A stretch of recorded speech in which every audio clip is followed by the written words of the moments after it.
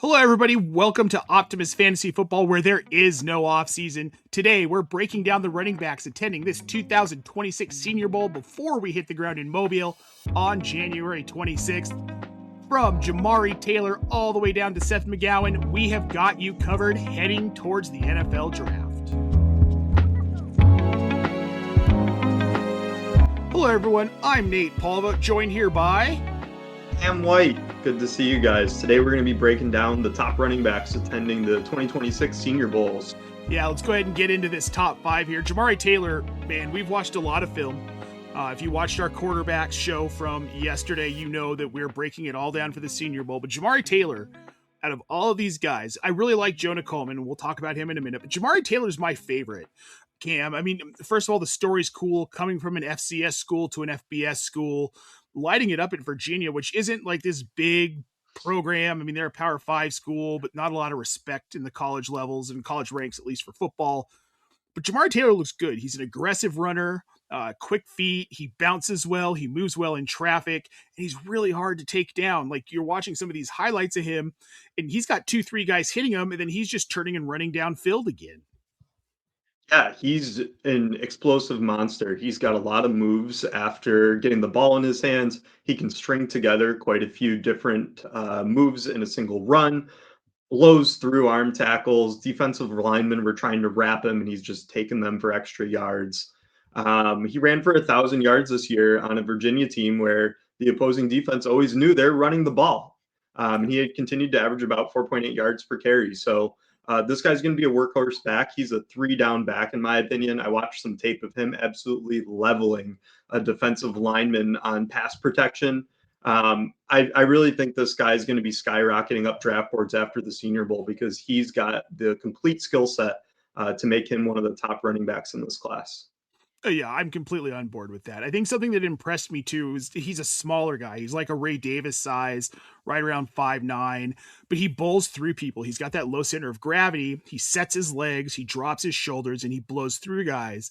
But then once he breaks some of those tackles, how quickly he's able to get back up to top speed at that second level of the defense. He gets by cornerbacks, he gets by safeties, he gets by linebackers just with his feet, which for a little guy with that much power, you generally don't see them able to run like that. Ray Davis, even, he's an example. He's a short, choppy runner because he's smaller.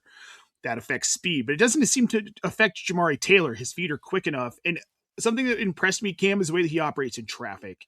He's got really good footwork, and he does those tight cuts where he can get around guys. And then if he gets hit, he's so powerful, he doesn't always go down on first contact in those situations. He has fantastic like micro movements is what I would call them. Yep. And if you flip on any of the highlights of Jamari Taylor, you're going to see him breaking off these big runs where he might get hit behind the line of scrimmage or right at the line, and then he goes on to take it for 20 to 30 yards downfield. Another similar runner to Jamari Taylor is Kaytron Allen from Penn State. Nate, what did you like about Kaytron Allen's game? He's got really quick feet, which is something that I look for in running backs, because especially when you've got a guy who likes to run up the middle, if they don't have quick feet, they have a hard time finding those gaps quick enough before they close, right? These aren't gaps that are going to be open for more than 1 to 2 seconds. If you don't hit them quickly, you lose them. That's something that he does very, very well. He runs well between the tackles, too. For a guy his size, he's a very powerful runner. He's not afraid of contact up the middle, and he hits hard. He drops his shoulders, and he really drives hard with his legs. There were times we were watching him, Cam, where it was taking 2 to 3 guys to tackle him. He's a completely different running back in this Penn State backfield compared to Nick Singleton. They were splitting drives in the film we watched, and you really saw that Kaytron Allen is the hammer in this backfield. He's got micro movements again where he can make a slight move, dip his shoulder, get a stiff arm out quickly to push a guy away. So he's one of the guys I'm really excited about. He's a physical specimen out there on the field. Really drives piles forward with his legs, is tough to bring down. And when we're at the Senior Bowl, we're really going to be looking to see what his route running and pass catching looks like, because Singleton took a lot of those opportunities away from him, so we didn't get to see much in that aspect.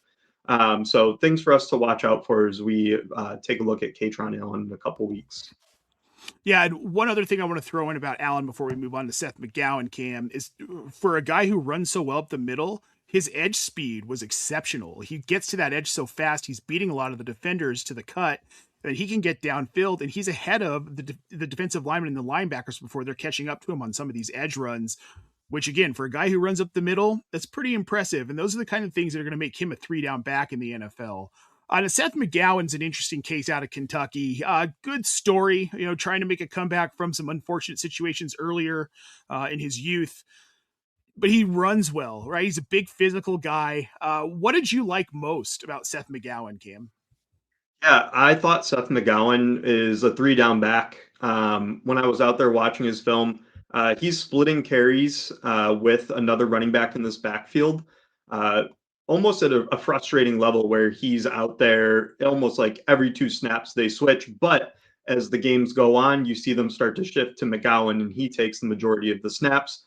He's a fantastic pass blocker. He's got great hands coming out of the backfield. You can run him on flats. You can run him on some ins and option routes. And he's really great at finding areas in zone coverage where you can get open.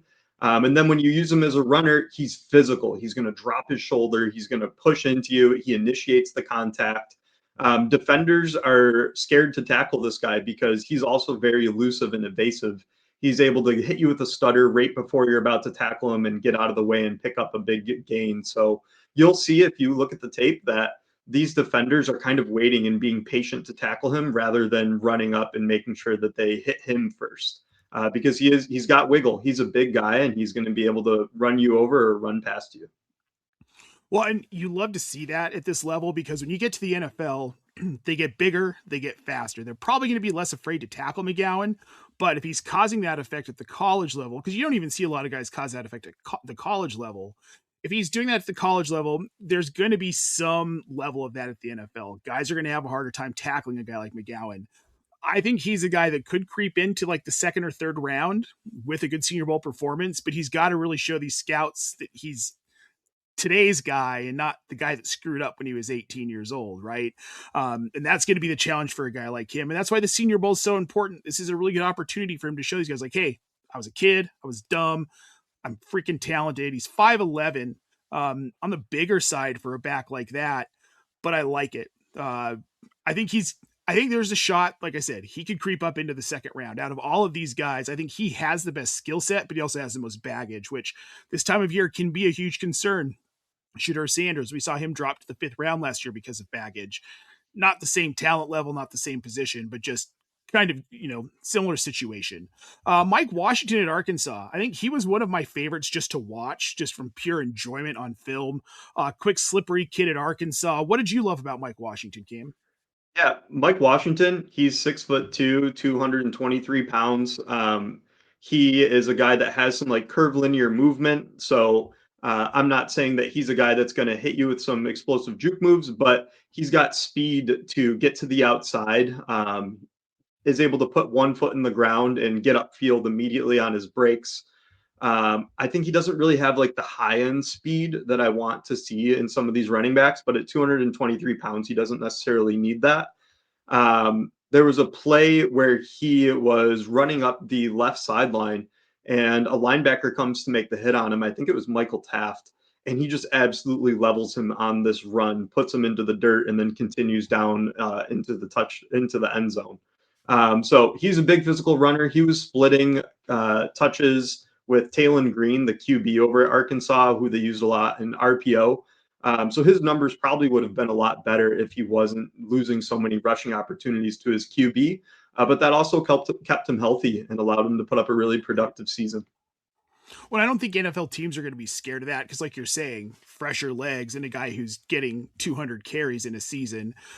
I really liked his footwork. I think that he's exceptional at the line. And it almost seems like it's either he's so quick at making those decisions post snap, or he's really good at seeing what's going to develop before the snap, which is kind of where I'm at with him, which for me, that ethereal, heady type of player, they tend to succeed in the NFL regardless of skill set if they have at least some athletic ability. And Mike Washington's extremely athletic. I could see him fitting into more of a pass catching role. I'm going to say high-end Kenny Gainwell type player is where I see Mike Washington. But again, the Senior Bowl, that could change. He could creep up into the second or third round instead of being a 4th or 5th round guy. I think it's there for him. And his pass catching ability was nice. I mean, you don't see a lot of that from Taylor Green, but when he was catching balls, he looked good and he got yards after the catch. So I think Mike Washington's a guy, he's one I'm going to be keeping an especially kind of like close eye on as we're at the Senior Bowl, just because we've seen so much of these other guys. I want to see what he can do with a little bit more volume, and hopefully we see that in practice in the games, which I think we will. Now, Jonah Coleman over at Washington there near home state, Cam.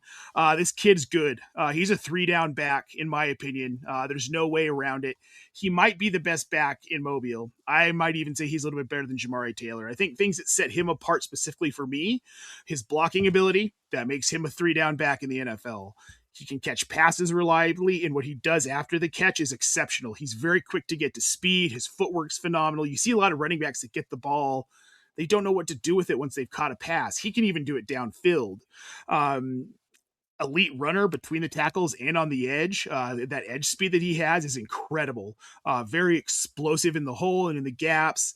And again, he finds his gaps very quickly and he blows through them, but he doesn't just need speed. He's so powerful as well. He can blow through some of those gaps and level defenders. Exceptional running back. I loved watching his film.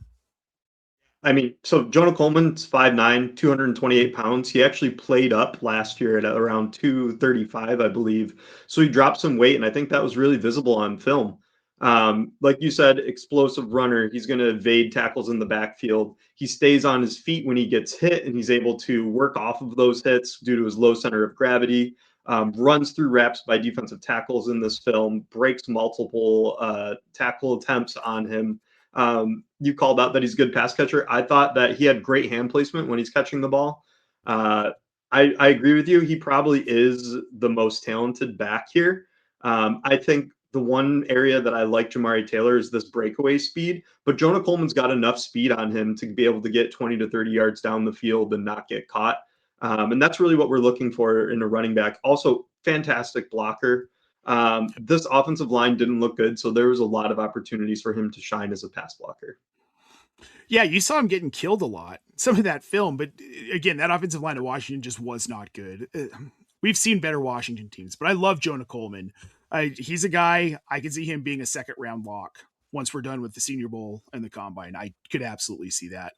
All right, well, those are our top 5, but there are 5 other running backs who are going to be in Mobile, Alabama. The first one we're going to talk about is Nick Singleton over in Penn State. We talked on him a little bit earlier. I'm going to be honest, man. I wasn't super impressed with him. He's a decent lateral runner. He doesn't really get the edge well. He's not a sharp cut guy. He's a good receiving back, not an exceptional blocker.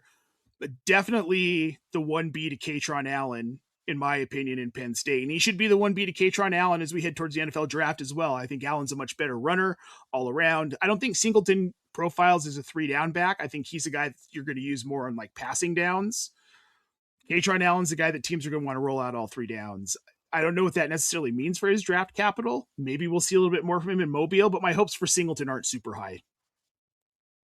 I agree with you. I know Singleton was the golden child in Debbie for a few years. People were really excited about his prospects because he is a fantastic pass catcher. But him and Kaytron Allen were both at Penn State for their entire careers, and Allen eventually passed him on the depth chart. I think Allen's the better runner. The places that Singleton's going to shine is in pass catching. They really had him in there on the majority of the third downs that I watched. He is an explosive runner, but he's not a guy that's going to make his own plays. He really thrived by running through big holes, and I think that offensive line at Penn State really helped them a lot. They had a good offense there, and we see it in the stats where he had 13 touchdowns this year, but only 549 yards on 123 carries. So they're using him once they get into the goal line, and the touchdowns that I saw were like pretty easy attempts where he's like at the 1 and he's barreling through the offensive line where they're doing the majority of the work. He can make guys miss in tight spaces, so I do like his elusiveness, but he's not really one to run through tackles or get past wraps by defensive linemen like we're talking about with these other prospects. He's not a guy who's going to break a ton of tackles, right? But he can slide through traffic. The problem for me is at the NFL level, he's going to have a harder time sliding through traffic the way he does. There's nothing super explosive about his game that leads me to believe he's going to be anything more than probably like pass catching back, throwing down back when he gets to the NFL. Adam Randall, I know I was a little bit higher on him than you were coming out of Clemson. Former wide receiver. He's just a big frame, and he's got some speed. I like his hands. I don't know how much of this translates to the NFL level, other than he was really fun to watch. I think he'll land somewhere. I don't know that it's going to be anywhere super impactful. Maybe he's going to need special teams to latch on. Maybe not. There are a lot of things I like about him, Cam, but I don't know that he's NFL ready. Well, we're talking about a guy that is in his first year playing running back. He's a converted wide receiver. So he has that speed because he was playing wide out and he's learning running back. I thought he looked pretty good for his first year as an RB. Um, let's see what happens at the Senior Bowl. He's a one-cut runner. He's a load to tackle. So if you get him with any space, defensive backs are going to have a hard time taking him down. He's 6'2", 230 pounds. I'm excited about him. I think that NFL teams are going to find value in his skill set. But this guy likely is going to be like, fifth round, sixth round draft capital, just because he's learning the position. And if he's able to be a better runner of the football, gets a little bit more elusive. One thing I do like is he's able to put his foot in the ground and work upfield quickly. But he doesn't have a lot of wiggle to his game, and that's something that he's going to need to develop. Yeah, I think where he might maybe find a niche is as a pass catching back, because he's got such good hands. He does a lot with the ball after he catches it. But we've seen this with CEH and Antonio Gibson. Like, these guys were supposed to light the world on fire as former receivers converting to running back. It doesn't always seem to work out the way that we hope. I really think that Randall could fall into that. Rahsul Faison, I hope I'm saying that right. That's how I heard it on the broadcast that I watched. I really like this kid out of South Carolina. He's got good hands. He's got quick feet. He's a patient runner. He explodes through gaps with a lot of power. All things we want to see. He's got really long strides when he runs, which helps him kind of motor past some of those secondary and linebackers. Overall, I really liked the film. Coming out of South Carolina and having come from Utah State, I don't know how it's going to profile, but I do like him. I think that there's a chance he could come into Mobile and bump himself up to like a fourth or fifth round guy. His Utah State film was very exciting, but again, we're going against defenders that are not as talented as the guys he faced over at South Carolina.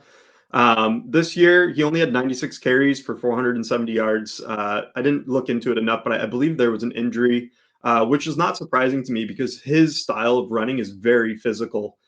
He's initiating contact. He's sometimes running upright into these tackles.